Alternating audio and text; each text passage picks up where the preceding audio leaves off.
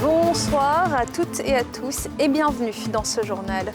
Le président Alassane Ouattara a présidé un conseil des ministres ce mercredi. Le bilan 2024 du PS-Gouv y a été présenté, un bilan jugé positif pour les populations.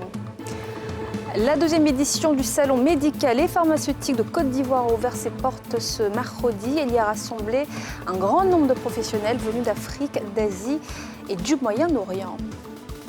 Et puis c'est le retour pour 78 migrants ivoiriens. Ils sont rentrés d'Algérie après des années à l'étranger dans des conditions difficiles, vous verrez. Le président Alassane Ouattara a présidé un conseil des ministres ce mercredi. À l'ordre du jour, le bilan 2024 du programme social du gouvernement. On fait le point avec Pierre Dipomélin et Fulgence Kissiedou dans cet élément. L'accès à l'éducation, les filets sociaux, l'électrification, toutes ces réalisations dans le cadre du programme social du gouvernement ont été dressées par le porte-parole du gouvernement à l'issue du Conseil des ministres ce mercredi, présidé par le chef de l'État, Alassane Ouattara. Dans les zones frontalières nord, 213 salles de classe ont été construites, dont 92 pour le préscolaire, accompagnées de 981 275 kits scolaires, 897 002 manuels et 21 800 tables bancs. L'accès à l'éducation a également été renforcé avec l'achèvement de 19 collèges de proximité et la création de 60 centres d'alphabétisation. Au niveau de l'électrification, les réalisations du PS-Gouv sont allées au-delà des objectifs fixés, portant le taux de couverture à plus de 94%. L'électrification des localités a dépassé les objectifs fixés avec 1836 localités électrifiées entre 2022 et 2024, dont 638 en 2024, portant le taux de couverture à 94,33%. Le ministre Amadou Koulibaly n'a pas omis l'accès à l'eau potable, la santé et l'entretien routier. 7 802 pompes à motricité humaine ont été réparées et 618 remplacées, améliorant ainsi l'accès à l'eau potable. L'entretien et la modernisation des infrastructures routières ont permis le reprofilage de 14 609 km de routes, tandis que l'accès aux soins de santé a été renforcé avec la construction et la réhabilitation de 85 établissements sanitaires et la collecte de 298 134 poches de sang en 2024. Le porte-parole du gouvernement a indiqué que la mise en œuvre de toutes ces activités ont amélioré significativement les conditions de vie des populations, tant en agglomération qu'en milieu rural. Ils avaient quitté le pays en quête d'un avenir meilleur. Après plusieurs années en Algérie, près de 80 migrants ivoiriens sont de retour en Côte d'Ivoire, un retour encadré par le ministère des Affaires étrangères, comme nous le montrent Moussa Nikema et Fulgence Kissiedou. Aéroport Félix Houphouët-Boigny d'Abidjan. 78 migrants de retour d'Algérie après avoir tenté l'expérience de l'immigration clandestine dans le désert. Moi, je partais me chercher. Où je pouvais gagner ma vie, je partais me chercher là-bas. Parce qu'il ne peut pas désigner un pays. J'ai vu que non, il y a eu la difficulté là-bas, tout et tout, un peu. J'ai décidé un peu de me retourner au pays. J'ai vu que non, on dit qu'il y a une société OEM qui peut aider les enfants ivoiriens, ceux qui se retournent au pays comme les immigrants. J'ai quitté la Côte d'Ivoire en 2022. Bon, je suis parti directement en Tunisie. Après la Tunisie, on m'a refoulé, on m'a envoyé en Libye, sur le désert. Après la Libye, je suis parti en Algérie. Bon, pratiquement les trois pays que j'ai fait 4 ans. 4 ans au dehors. Heureux de regagner leur pays, ils racontent leur mésaventure. Ouais, ils n'ont pas de papier. Quand les policiers sont venus, donc en fuyant maintenant, je suis tombé dans un trou ici. Mon pied est cassé maintenant.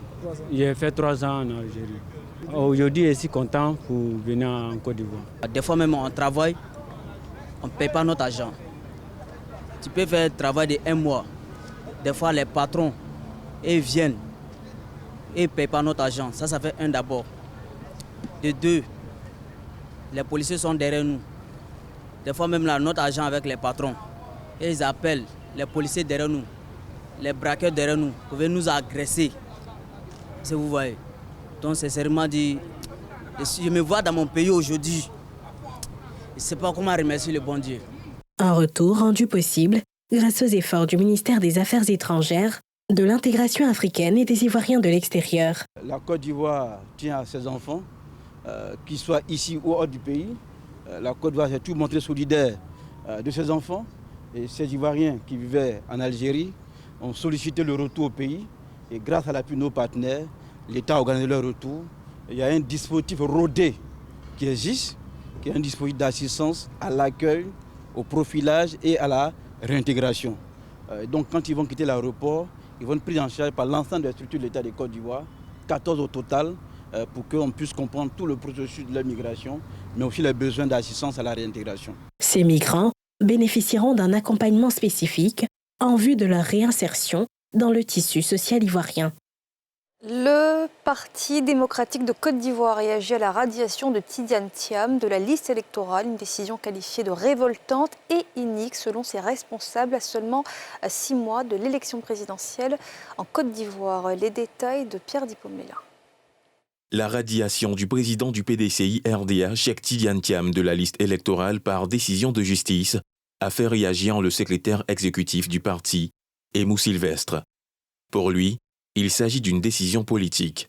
Condamnant fermement cette décision, le secrétaire exécutif du PDCI RDA a appelé tous les militants et sympathisants à rester mobilisés et en alerte.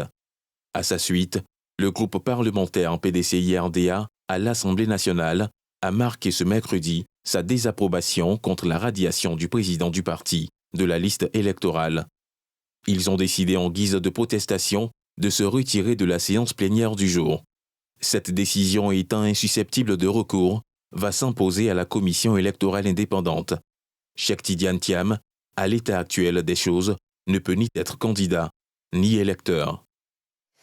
Face aux faux papiers, l'ONESI et des partenaires veulent créer un réseau pour mieux lutter contre la fraude documentaire. Une rencontre en ce sens s'est tenue ce mercredi. C'était en présence de Nadja Edja et de Tanguy Conan.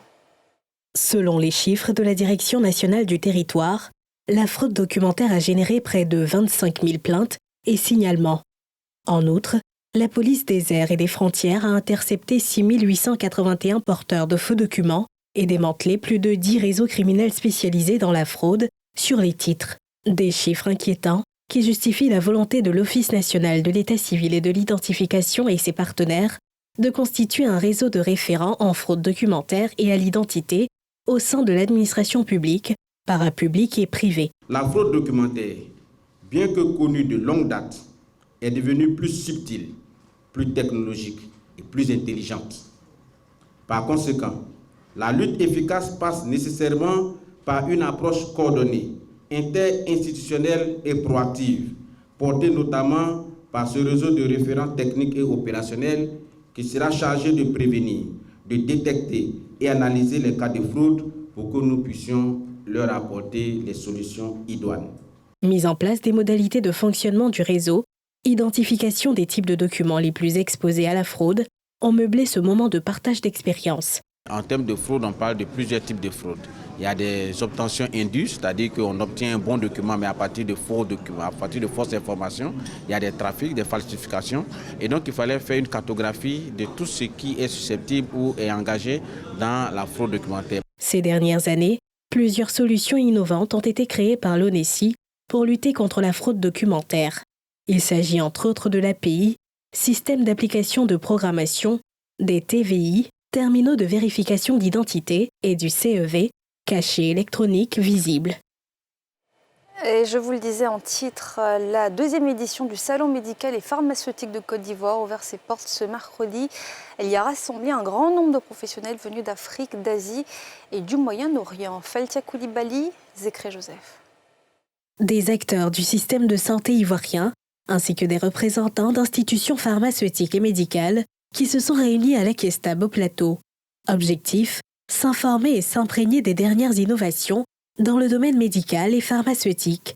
Cette édition portait sur la régulation et qualité garantir un système de santé fiable et inclusif en Côte d'Ivoire. En mettant à la disposition de la population des médicaments de qualité. Et heureusement que nous avons maintenant une autorité de régulation qui est l'AIRP, qui nous assure d'avoir des médicaments disposant d'AM, donc l'autorisation de mise sur le marché. Le Medfex 2025 visait à renforcer la synergie entre les différents maillons du secteur de la santé dans un contexte où l'innovation et la formation continue deviennent des leviers incontournables pour améliorer les prestations sanitaires en Côte d'Ivoire. Le système de santé est beaucoup en avant au niveau de la Côte d'Ivoire. Il y a des avancées majeures et qu'il faille noter, mais les défis sont encore à relever. Et raison pour laquelle ce salon vise déjà à faire la promotion de l'industrie pharmaceutique locale et aussi l'amélioration des soins de santé à travers l'innovation et bien sûr l'instauration de nouvelles technologies. Aujourd'hui, on n'a pas d'espace de rencontre entre partenaires.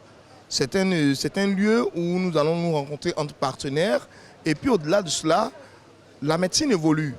Et nous sommes des laboratoires fabricants et qui faisons la promotion.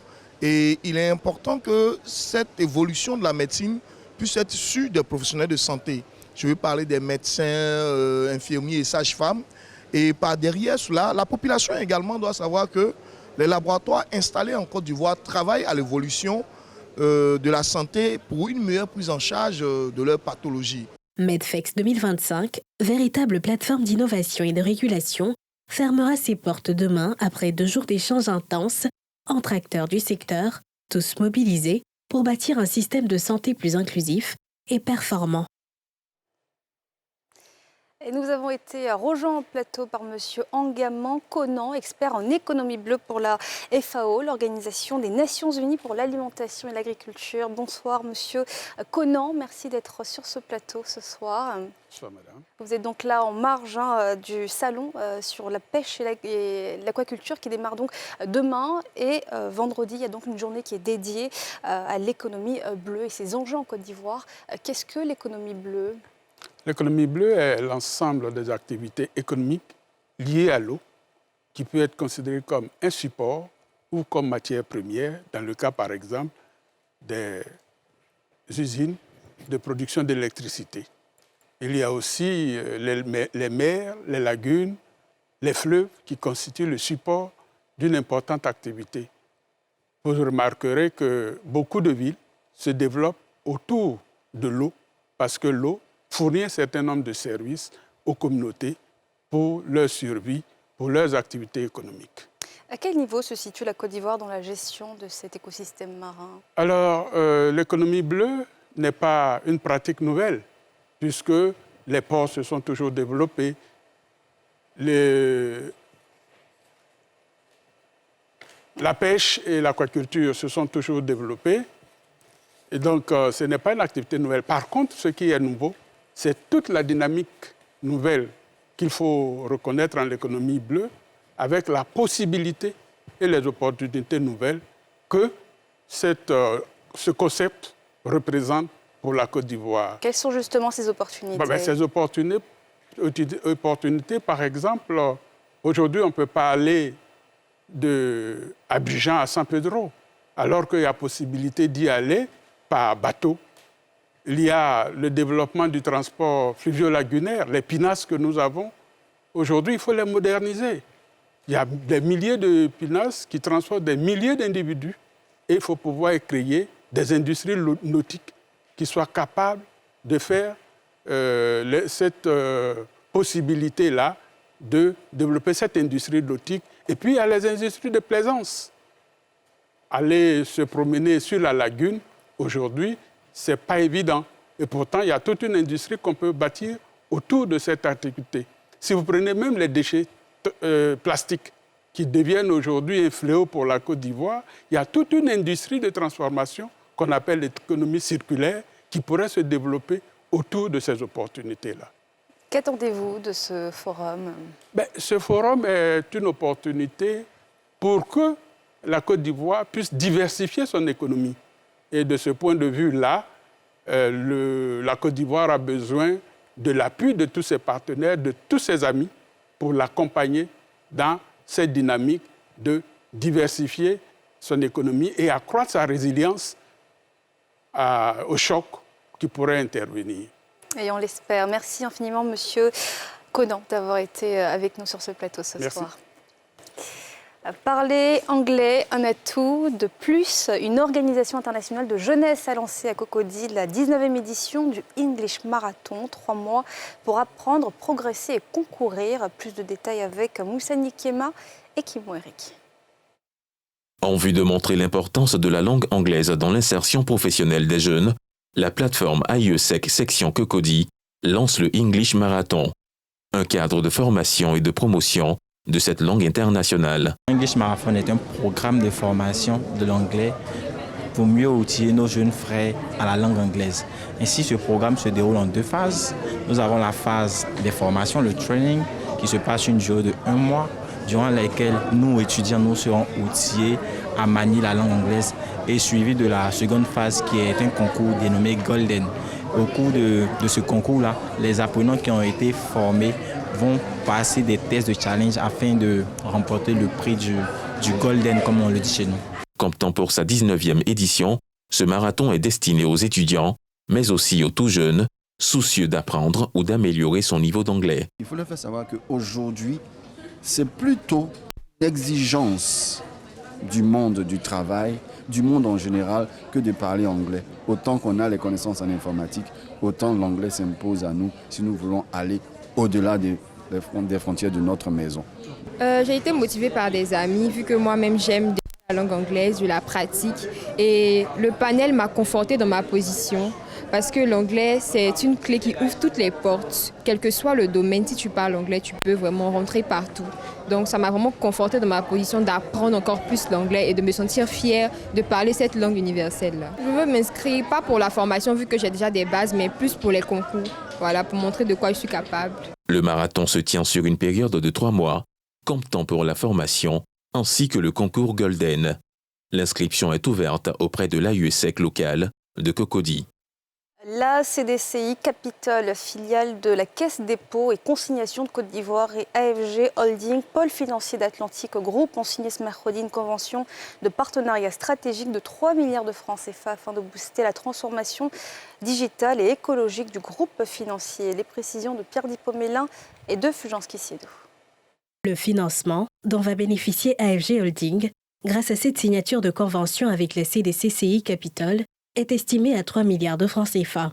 Il va permettre au pôle financier d'Atlantic Group de développer ses produits digitaux qui passent aussi par la dématérialisation des procédés et améliorer l'inclusion financière. L'usage que nous comptons faire en fait de ce financement-là, c'est justement de pouvoir rendre beaucoup plus opérationnel nos processus en les digitalisant et en développant la gamme de produits digitaux que nous mettons à disposition de nos clients à travers le pays. Également, nous avons un agenda ESG pour l'environnement. Nous assurons que non seulement les financements que nous faisons ont un critère ESG qui permet d'évaluer l'impact sur l'environnement. Il s'agira pour CDCCI Capital de soutenir ce programme qui comprend entre autres la dématérialisation des services bancaires, mais aussi l'optimisation des procédés et des systèmes qui vont donc contribuer à l'efficience opérationnelle, mais aussi de réduire la consommation énergétique à travers l'utilisation de nouvelles technologies. Donc en somme, c'est un financement de CDC Capital de 3 milliards en faveur d'AFG Holding pour contribuer aux efforts du gouvernement en matière d'inclusion financière numérique, dont l'objectif est de casser les barrières, qu'elles soient géographiques, économiques ou temporelles. La CDCCI Capital œuvre à la transformation économique de la Côte d'Ivoire et à l'émergence des champions nationaux grâce au renforcement des capitaux propres des entreprises privées locales, start-up, PME, grandes entreprises et à un accompagnement pour une croissance durable de ces entreprises. Elle bénéficie d'un financement de la Banque mondiale à travers le projet des chaînes de valeur compétitives pour l'emploi et la transformation structurelle. Et voilà, c'est la fin de ce journal. Merci d'avoir suivi. Excellente soirée à toutes et à tous.